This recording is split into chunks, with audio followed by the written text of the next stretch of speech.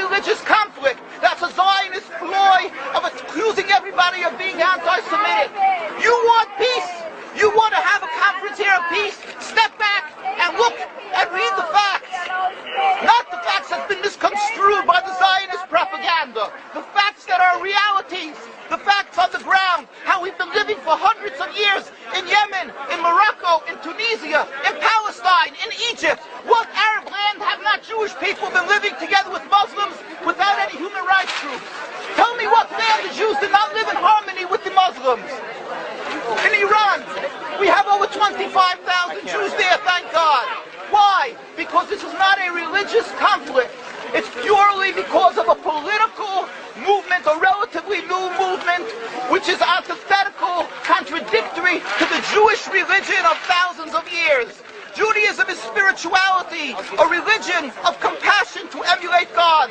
Zionism must be created 100 years ago by atheists, people who have abhorred religion, who wanted to transform Judaism from religion to nationality, to a purely materialistic base, godless in its essence.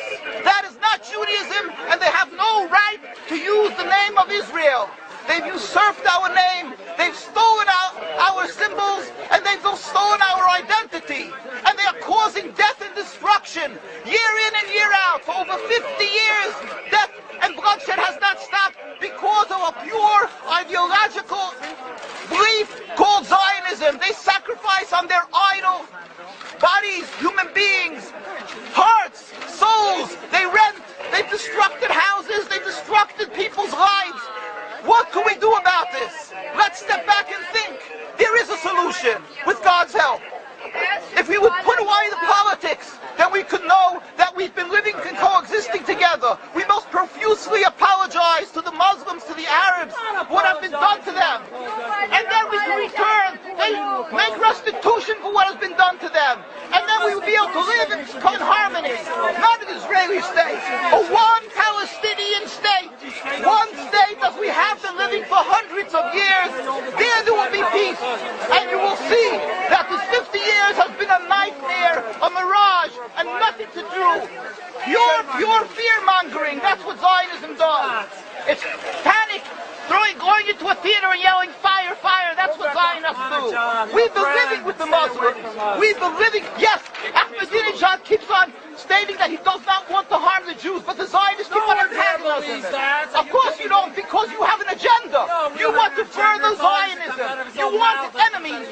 You want enemies in order to be able to say you're protecting the Jews. We don't want enemies. We want to live in peace.